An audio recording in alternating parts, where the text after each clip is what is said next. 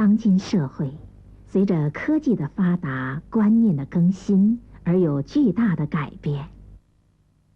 生活中的种种都受到影响，但在多变的外貌下，总还有着亘古不变的真理。禅宗佛法亦复如是。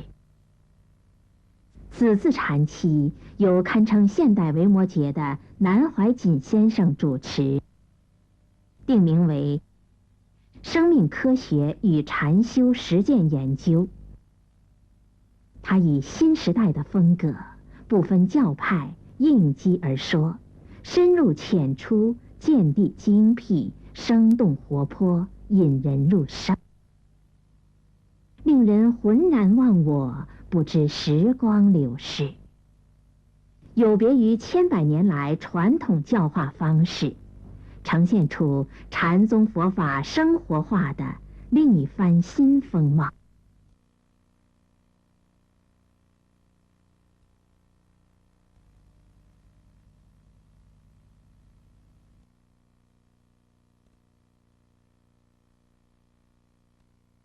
佛说的经典最重要，论是佛的弟子们，这些菩萨与僧者们根据佛法的修持的著作，有些论写得非常了不起的，但是到底还是菩萨们，是僧者们的著作，不是本师释迦牟尼佛的村口所讲的原句。所以学佛第一注意是依真不依论。第二，依法不依人。以佛法佛说的佛真的所讲的佛法为标准，真正学佛，所以我们皈依佛皈依法，以佛的所说的这个留下来的记录，那叫做经典。经典是我们后人尊称它。实际上每一本佛经都是本师释迦牟尼佛在世的时候对话的讨论集，或者是这个菩萨提出问题了，或者那个弟子提出问题了啊。譬如大家都知道金刚经是苏菩提尊者为主体所提的问题，这种对话的记录下来，后世叫做经典啊。那么这种经典就叫做佛法。说佛法，法字的意思，佛法这个法字的意思包括什么呢？一切事实，一切理，一切道理，一切事一切理综合拢来就叫做法。什么叫一切事呢？譬如我们修禅打坐做功夫，这是一个事实，等于我们普通讲中国话叫功夫，功夫就是一个事实，那不是理论能够讲的。譬如两个腿能不能盘得起来，那是一个事实。所以四个理了配合起来，这叫做法，这是佛法的法，不是普通法律那个法。所以依佛法不依人。老和尚故意捧我啊，什么善知识啊，老和尚话也靠不住，你们不要听，我更不是善知识，他是客气话啊，不要因为人的关系，要真正以真理为依归，所以叫依法不依人。第三，医了逆，不医不了逆。只有扶正里头还有差别，有些扶正是不了逆的正点。什么叫不了逆？不彻底的，不纠正的。有些扶正是纠正，所以要以了逆，彻底了就彻底了。不医不了逆，有些小乘的正点甚至于后世还有伪造的正点，靠不住了但是诸位听了以后，不要认为靠不住，看都不看，都要看。你看了才知道那个是不对的。所以譬如有些人讲这是外道，我说你学过没有？没有。外道我怎么学他？那你怎么晓得他是外不外呢？你知道了才知道这个是外道。我们本师释迦牟尼佛19岁，皇帝不当，跑去做和尚，出家了。他前个12年、8、9年学的都是外道因为他真过外道的修持了，晓得一切该非都不对了，不是正法。因此在菩提树下自己悟道的，这个是正法。现在讲医了逆，不医不了逆，顺便带到告诉大家这个观念。第4句话，医治不医时。真正学佛学道，要靠高度的智慧，不是靠脑筋或者读的书常识与思想来的。譬如大家都学佛，都晓得4大皆空。我常常说，你肚子饿了不要吃饭，看你空得了不？你就空不了。你说4大皆空嘛？天冷了不要穿衣服，不怕冷，你做得到吗？做不到。所以都知道4大皆空，这些佛学一听了都会了。尤其大家，我常常说一个笑话，诸位不要见怪。我常常告诉朋友，我最怕是学佛的人。为什么？一来了以后看到你合个掌，一脸的福气，一身都是福气，满口是福话，究竟什么意思？连他自己都搞不清楚。就是把佛的那些道理拿来做普通的常识用了，变成名词了。嘴里满口佛的名词，那个真正的意义不懂。所以真正学佛要高度的智慧，佛法是智慧的学问，不是一般的常识，也不是一般的思想。我们首先交代这个，讲老和尚刚才的客气话。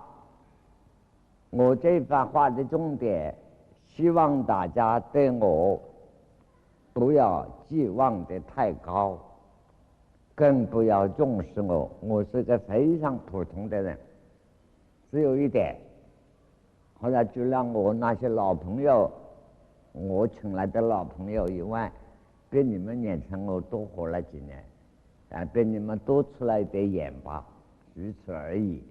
倚老卖老，只有这一点呢还可以，其他都不行的。那么我也同你们诸位一样，11、2岁就喜欢这个，一直摸到现在。现在你看我那个样子，头发也白了，人也老了，一无所成啊！会写几本书那骗人的，肚子饿了再去写书，没有饭吃卖文章吃饭。讲到这里，诸位不累啊，时间到了，你们告诉我，这个讲到我写书的，先跟你们讲个故事啊，也是不是完全讲故事，我这个话有深意，看你们年轻的同学们出家的那么多，我刚才坐在这里，感想很大。你看你们这里300-400个青年人都出家了，这个能不能真正看懂佛真？这句话啊很不礼貌啊，但是我讲的真话，这是一个问题。能不能真修持到有一点心得，这是个问题。尤其是诸位出家了，社会上不懂，我懂，因为我懂你们一样，从年轻摸起的。我在峨眉山也闭关，我的老师兄呢，就为了80几了，他是我的师兄哦，我闭关的时候都是他教付我的，我要一点花生米啦，什么东西啦，写个条子给他都给我弄来的，他是现在是四川的老修行，大家都知道。因为晓得我到了这里，我们50多年不见面了，所以特别赶过来。讲到这里，为什么？就是说，年轻人的修行就正属乎要实证的，你们不要轻视。真正的一个出家人是社会文化的领导人。我们都晓得出家人为众生种福田，这句话很可怕的。古人说福门一粒米，大如须弥山，今生不料到，披毛戴角幡。我们出家了以后什么都不管，十方布施来，有的吃有的穿，那不是跟你玩的，要你修行啊。福门一颗米，大如须弥山，所以吃了佛家的话，今生不料到，来生是变牛变马，披毛戴角环。我相信诸位都听过的。为什么能那么正高呢？古人提出来正高，不是我，就是说我们出了家就要自己修持成就，成就了干什么？都晓得为众生做福田啊！什么叫福田呢？你看我们的粮食都从田地里头出来的，没有土地就没有稻谷，没有五谷杂粮，没有五谷杂粮我们就活不下去，没有饭吃。所以这个土地这个田地是要这样重要。所以一个出家人自己成就了，是给一切众生一个好的一亩良田。所以我们自己出了家本身不要忘记了，要做到这个资格，那不修持怎么行呢？做到了为众生的福田，才叫做人天的师表，不但人中的大师傅，还是天人中的大师傅。这样一个出家重要的身份。我今天上午老和尚我来了，看到老和尚带领大家在修行打坐，我赶快避开了，怕打搅你们。等到老和尚带领你们去吃饭的时候，我坐在这里一个一个静静的观察。哎呀，我看到你们，这怎么得了？以我们当年，我这个老师兄呢，89我们做，以我们当年看法，好像你们这一代比我们当年还活泼得多。所谓活泼，连规矩威仪都不懂啊，好像一点恐惧的心理都没有。这个我们将来慢慢讨论。因此啊，替你们担心害怕，这怎么得了？所以这句话就回来，至少要把中国的古文要学好，把古经能够自己看得懂。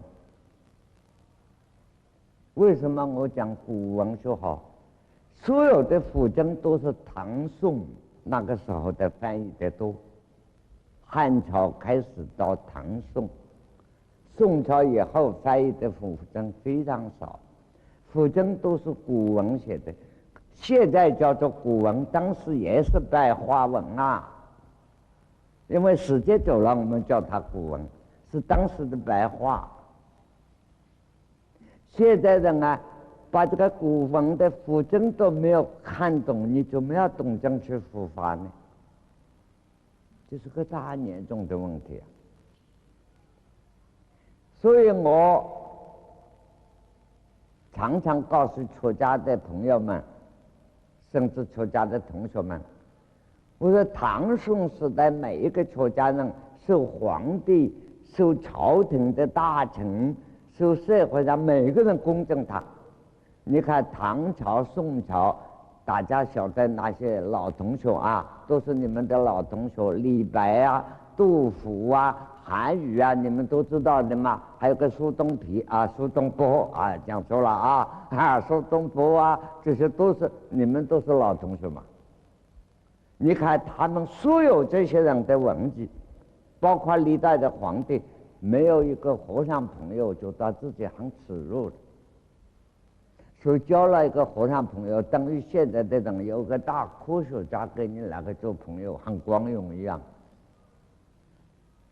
啊。历代都是如此。现在呢？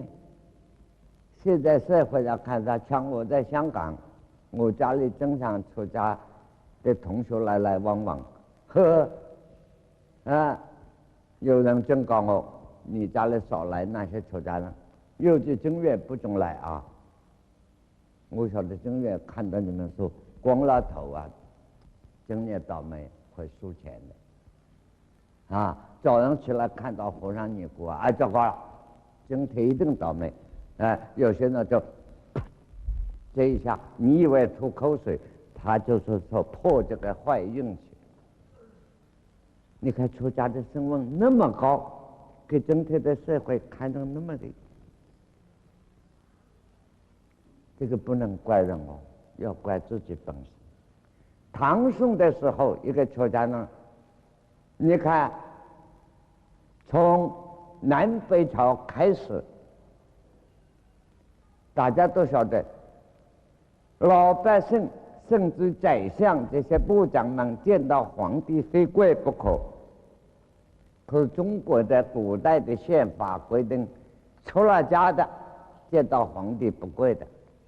是合掌问讯，了不起了。那么珍重，它的原因在什么地方？我告诉诸位啊，因为唐宋时代古代的教育啊，教的是中国文字，没有今天的科学、哲学，什么乱七八糟的这些东西都没有。当然，科学、哲学、宗教都包括在内哦。所以一个读书人一定要学会诗词歌赋、琴棋书画。写字嘛，四种体一定会，正巧隶篆，这12样本事都会了，哎，等大一个学者。那么唐宋时代呢，这些出家人啊，比正式状元的本事还大。你们的诗词歌赋、琴棋书画、正巧隶篆，我样样会，我的佛法你就不会。第一点，那个时候佛经不是现在哦，不能随便流通的哦，只有宫廷皇帝宫廷里头才有民间看不到的，很难的看到这本佛经啊。所以出了家的学问，你们普通人这些博士硕士的本事我都有，我这一套你没有，所以连皇帝连这些大臣名士都要给出家人高升，那当然高啊。现在呢，佛经是普遍流通运行了一个知识分子学问好一点尤其是一个大学毕业还叫硕士博士的，拿来看佛经，明明白白是这。好，结果出家的呢，反正不肯读书了，普通的学位，硕士也没有，博士也没有，佛经也不大看。换一句话说，在家人的学问会的科学、哲学、宗教乃至电脑乃至乱七八糟的开车打牌他们都会。你的佛法他们也会，然后问到你呢，样样不会。你看这两个对称一比怎么办？所以我说这个时代如果不能够自己充实自己，做一个真正的人天师那至少练2条腿嘛，2条腿坐在那里3天3夜不动。我在美国经常讲的，我说有一个中国和尚来，2腿一排在白宫门口坐，他7天7夜动都不动，白宫里头都出来拜拜你了，真的有的美国人很好奇的，你管我有道没有道给老子有腿。好，道也没有，腿也没有，学识没有你说怎么样会给人家真正？我这番话就是因为老和尚讲了一番话，我这个人爱啰嗦，向大家写声明，希望大家真正做一个中国文化中的一个大师，一个好和尚，一个好出家人，领导这个社会走上一条很严正的路线。老和尚非常慈悲，因为我跟老和尚我很尊重他，可我们俩也像朋友一样这个非常慈悲，对你们比较宽松了，因为我看你们行居坐卧很多威尼都不够的很多位太散漫，但是不能怪你这一代的教育，所以你们的任务今天把佛法学好了，特别要发心发心什么？下一代的中国人的后一代，要你们好好去教化，不是马虎的。出家不是逃避现实。我今天这一番话是开场白还没有讲到正题，怎么样打坐，怎么样修行，为什么这一次我们会来做这个事情？还没有开始。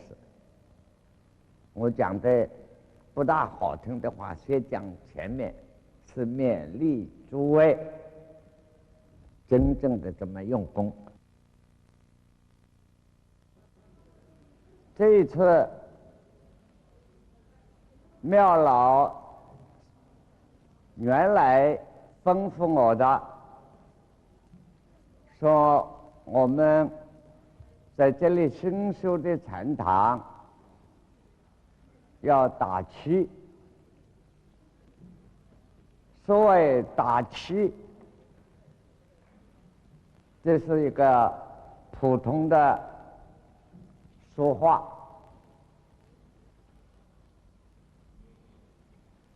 那么打七是什么意思？就是7天当中专门用功，参禅学道，专门用功了。这个打字普通话，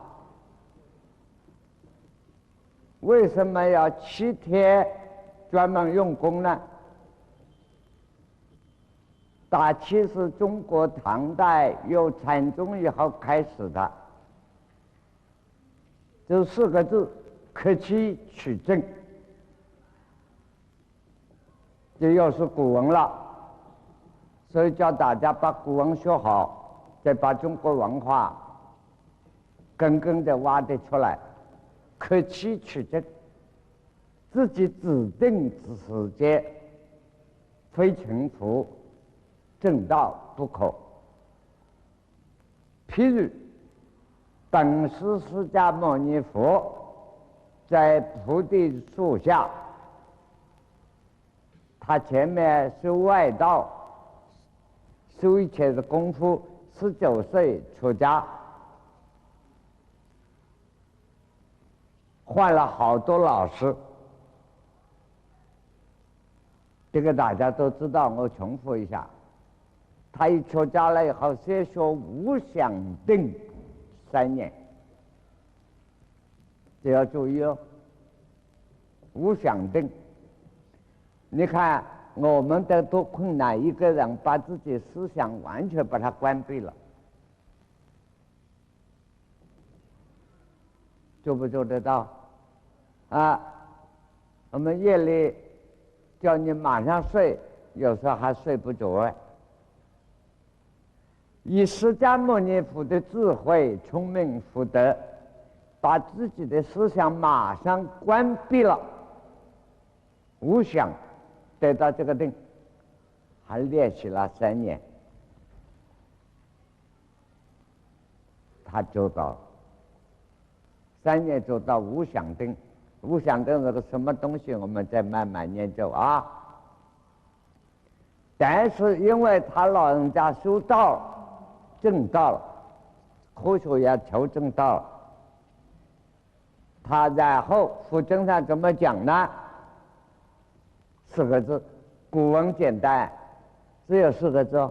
现在的你要写20个字，他搞不清楚，知非别舍。他知道错了，这个不是道，丢掉了。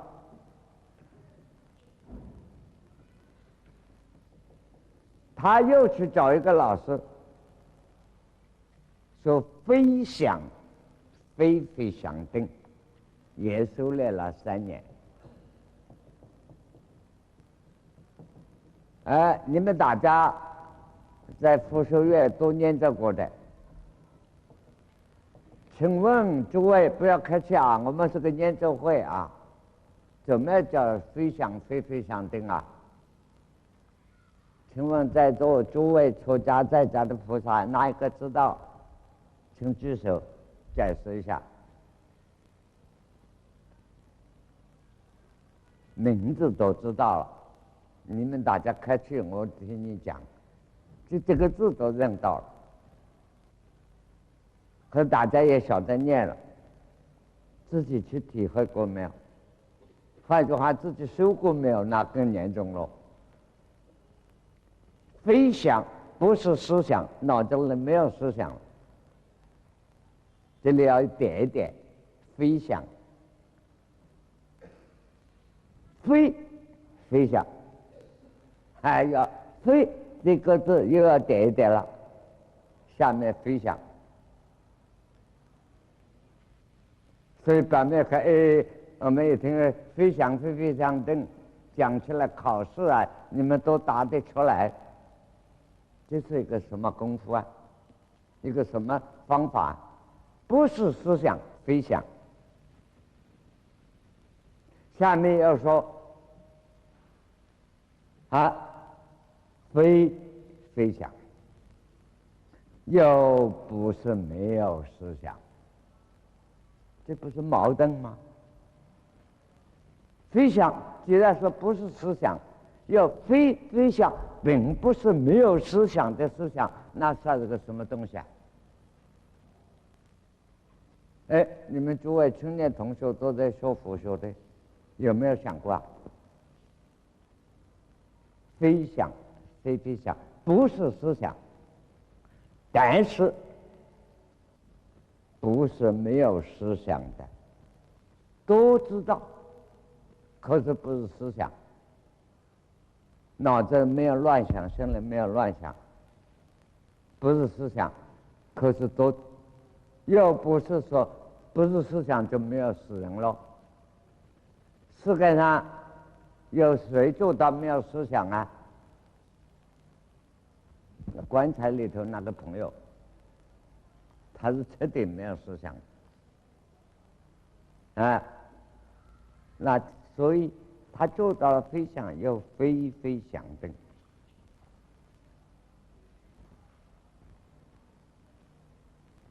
这个功夫正盖都很容易的，不是困难。可是大家因为佛学自己没有研究好，就困难了。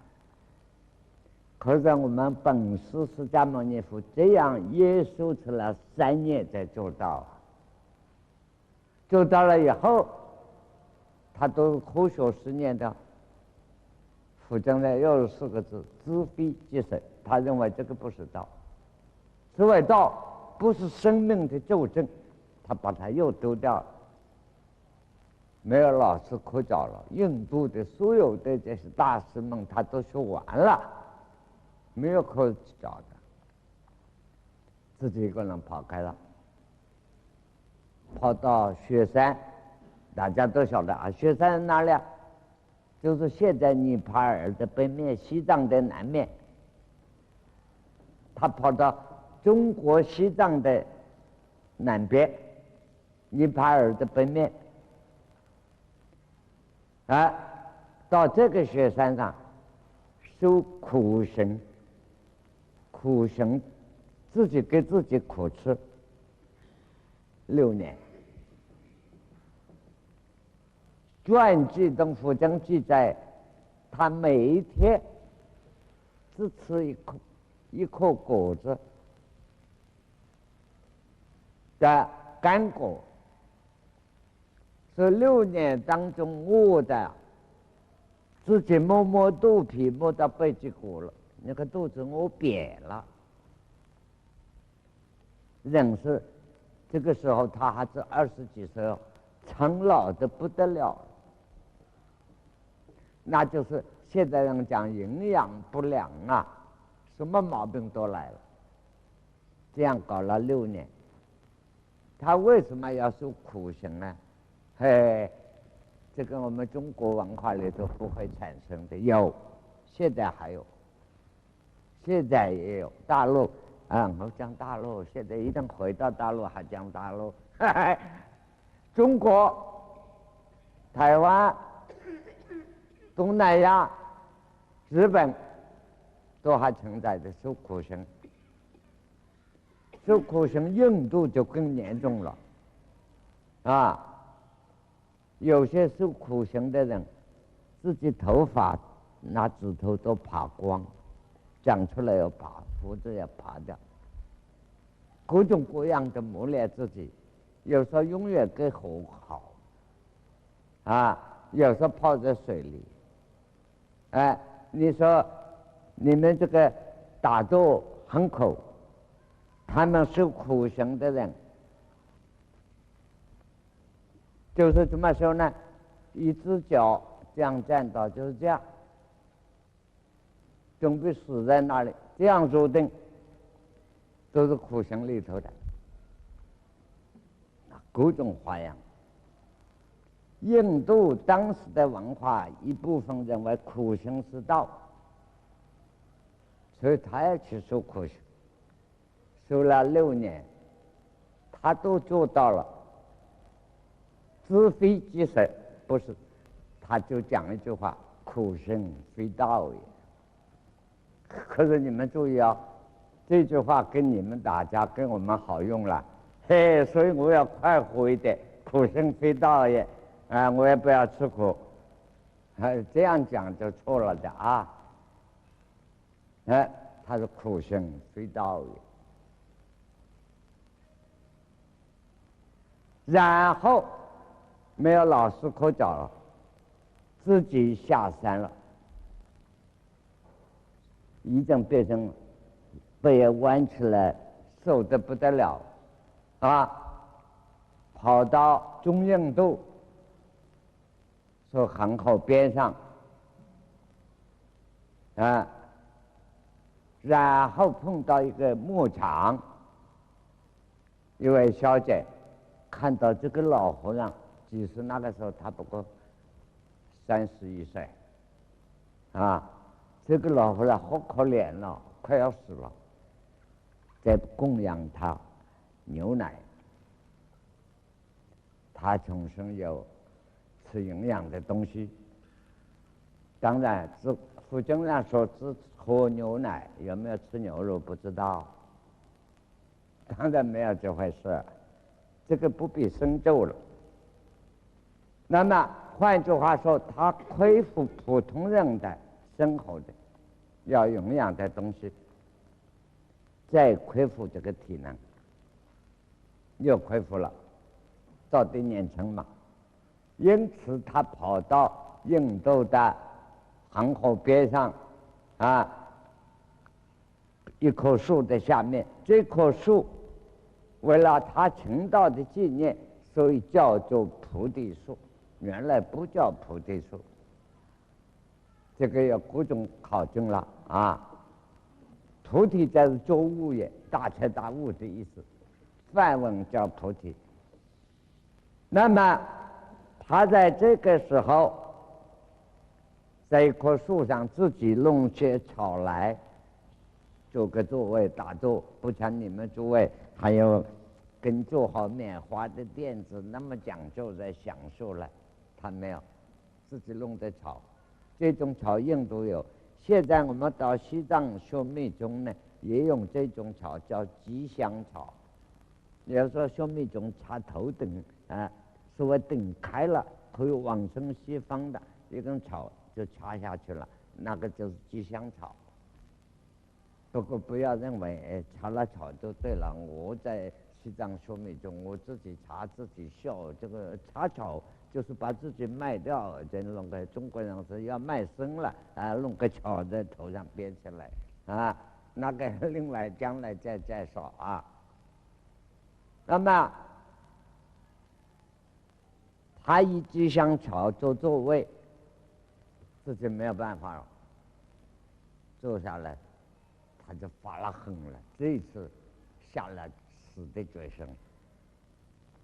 释迦牟尼佛座上盘坐大好，不证菩提不起此座，古文就是这样写。我假使不大彻大悟，找出人生宇宙生命的真谛，不证得这个菩提，菩提是作物，不大彻大悟，不起此座4个字要注意哦。你懂了古文就很简单。我们现在讲土一点，给老子就死在这里不起了，腿都不放了，我就死掉了，就死在这里算了。你看古文4个字多漂亮啊！不证菩提不起此座多美啊！你想想那个内容代表什么？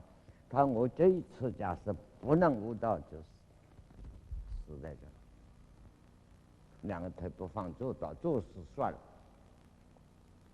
因此7天当中第一天，因为这法那天也通了，第二天天耳通，当然5、6天的六通具足，第7天早人抬头一看，傅征这么讲的，哎，你们同学们接一句，一定会这么说啊，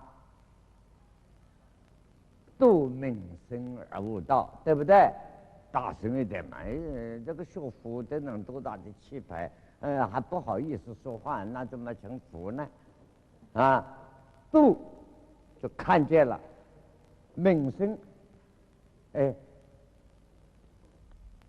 现在我们厦门电视台哪个名声最有名啊？是不是看到这个名声啊？怎么看到名声而悟道？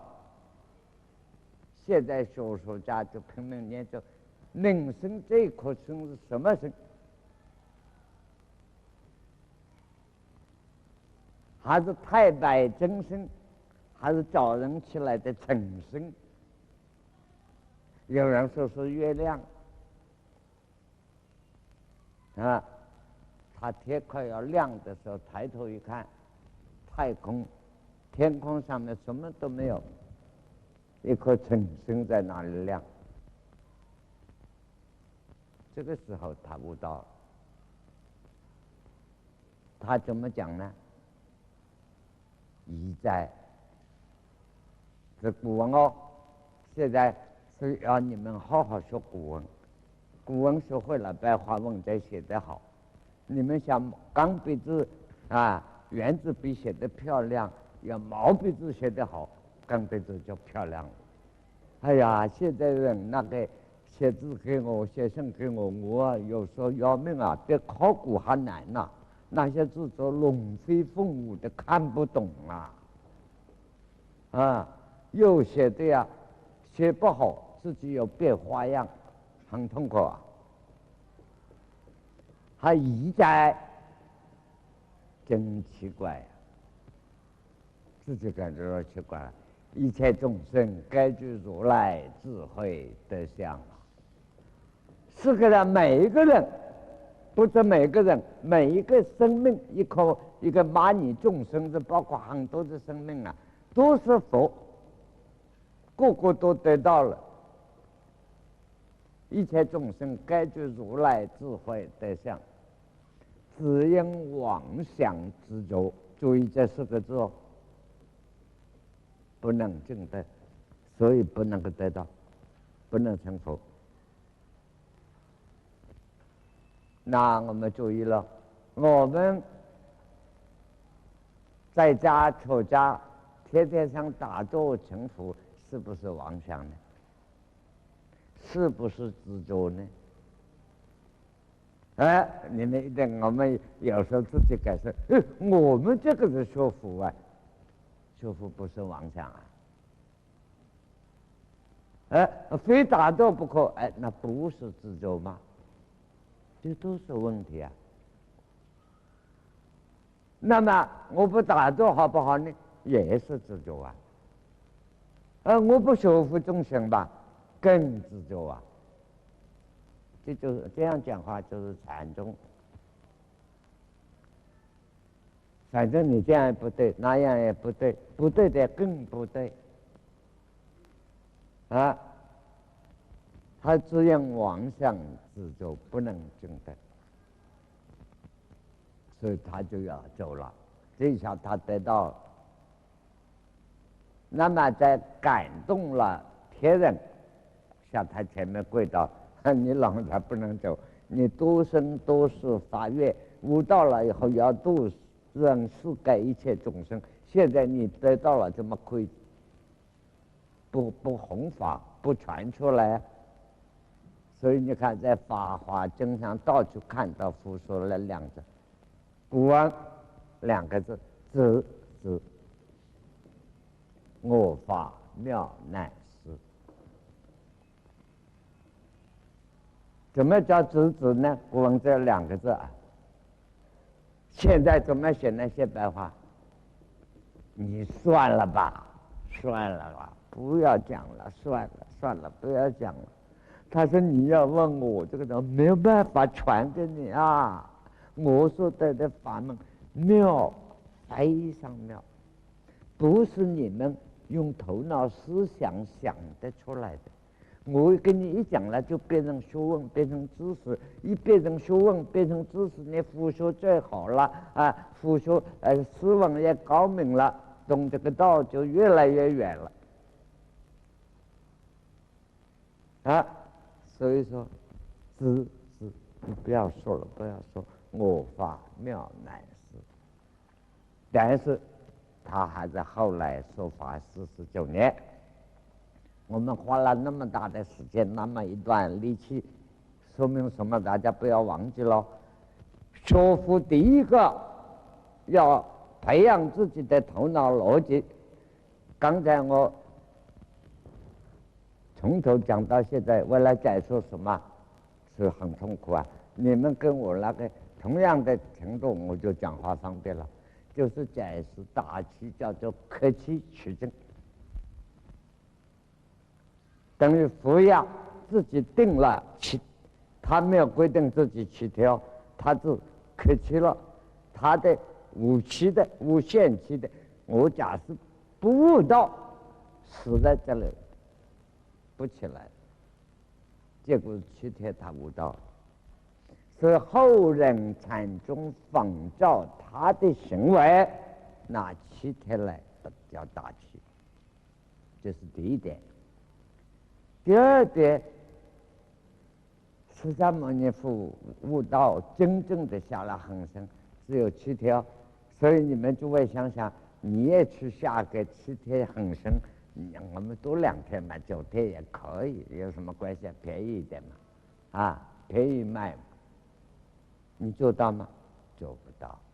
不要忘记了，他前面他是一个太子，而且是独子，不要人家给老百姓投票一定做皇帝的，他不干。他认为这个人生啊，不是一个政治、一个哲学、一个教育能够解决了。他要追求生命的真谛，他毅然跑去出家了，逃走了。逃走了以后，他经过12年的求证的苦修，才有后面7天的可去正道。老实讲，他前面不是渐渐的借书来，还是有问题的。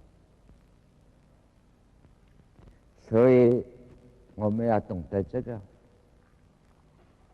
不是说拿7天来的。那么为什么7天呢？这都我们自己的文化也有关系咯。佛的文化是东汉以后再过来。我们老祖宗的文化早就告诉你了，在易经上7日来佛，这个7日记得哦，下午就很严重的东西就会来了啊。7日来佛一句话，这个宇宙的生命的道理，无理是改，这是个科学的问题。7天一个回转，7天一个回转啊！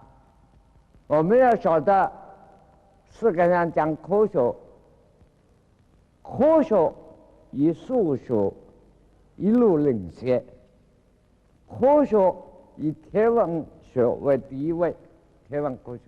可是数学与天文学、数理学、数理的科学，懂天文学，我们中国2000年以前就一马当先向前走的。我们2000年后，我们自己的中华民族的炎黄子孙，现在科学是万分的落后，都对不起自己的祖宗啊！所以我们祖宗早就晓得7日来佛这个回转，大家都晓得讲气候， 5天叫做一候，以阴历为标准啊。这个我现在来不及跟你讲，已经大概提一下常识。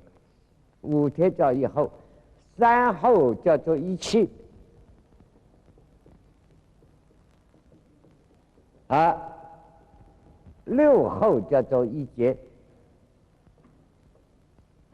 过节，清明节啊，不是端午节、中秋节，那个是不对的啊。24个气节，5天是一候，3候一气，6候是一节，一年72个候，24气，24个气节，365天都1/4。这个太阳在宇宙围绕地球，地球在太阳的